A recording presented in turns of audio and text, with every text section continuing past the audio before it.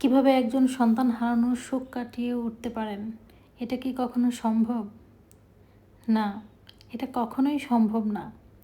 একজন সন্তান হয়তো সময়ের সাথে সাথে মা বাবাকে হারানোর শোক কাটিয়ে উঠতে পারে, কিন্তু মা বাবার পক্ষে কখনোই একজন সন্তানকে হারানোর শোক কাটিয়ে ওঠা সম্ভব নয়।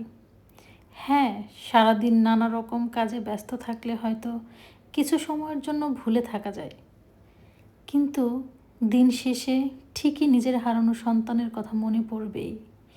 এটাই চিরন্তন সত্যি। সন্তান হারানো একজন মায়ের জন্য কতটা কষ্টের, সেটা শুধু একটা মাই জানে। এত বড় একটা দুর্ঘটনার পর এখন থেকে আমাদের মনেও সবসময় একটা খুঁতখুঁতানি থাকবে যে আমাদের বাচ্চারা কি সেফ আছে, সামনের দিনগুলোয় কি ওরা সেফ থাকতে পারবে। এগুলো আসলে মনে দাগ কেটে থাকে। দুর্ঘটনাগুলোর কারণে আসলে আমাদের মন মানসিকতাও এত মানে বাজে দিকে চলে গেছে যে বাচ্চাদের নিয়ে মাথায় সবসময় একটা টেনশন কাজ করবে। এমনিতেও বাবা মাদের কাছে কিন্তু সবসময় একটা টেনশন থাকেই বাচ্চাদের নিয়ে। তারপরেও এই যে একটা ঘটনা, এটা আসলে মেনে নেওয়ার মতো না। আসলে আজকের ব্লগটা আমি কিভাবে শুরু করব সেটা বুঝতে পারতেছিলাম না।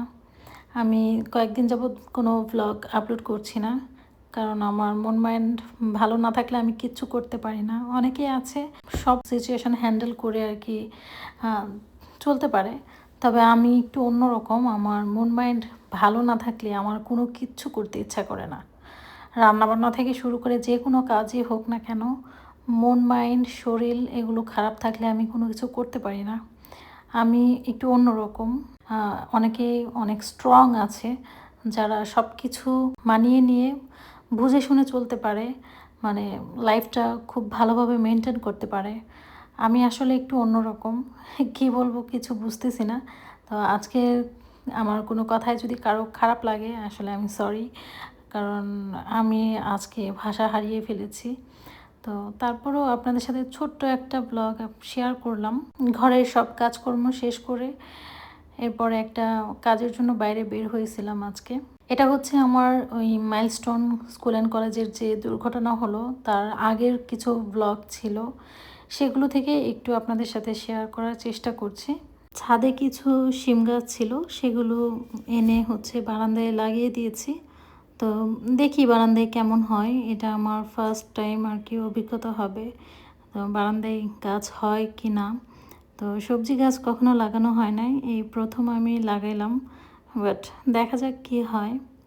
এরপর হচ্ছে আমি গাছগুলি গুছিয়ে রেখে একটু বাইরে চলে এসেছিলাম। আমাদের ময়মনসিংহে কিন্তু বাণিজ্য মেলা চলছে, তবে আমার আসা হয়নি। ওয়েদার খারাপ থাকে, এরপর হচ্ছে অনেক রোদ উঠে, নয় বৃষ্টি নয় প্রচণ্ড রোদ। তো এই আবহাওয়ায় আর কি বের হই না, ভালো লাগে না। তবে একটা কাজেই বের হয়েছিলাম, একটা মাটির জিনিস কেনার জন্য। তবে ওইখানে গিয়ে দেখলাম যে সেই জিনিসটা নাই, তাই চলে আসলাম। মেলার ভিতরে কিন্তু আমি ঢুকিনি, জাস্ট বাইরে থেকে মাটির জিনিসগুলো দেখেই চলে এসেছি। এরপর চলে যাব ভাবছি, এই মুহূর্তেই দেখি এখানে বৃক্ষমেলা হচ্ছে। বৃক্ষমেলা ফোনে অনেক দেখছি যে ময়মনসিংহে বৃক্ষমেলা চলছে, তবে আসা হয়নি। ওই যে যেটা বললাম, যেহেতু আজকে এসেছি তাই একটু ঢু মেরে গেলাম আর কি। তো আজকে ব্লগটি এখানেই শেষ করছি। সবাই ভালো থাকবেন, সুস্থ থাকবেন। আল্লাহ হাফেজ।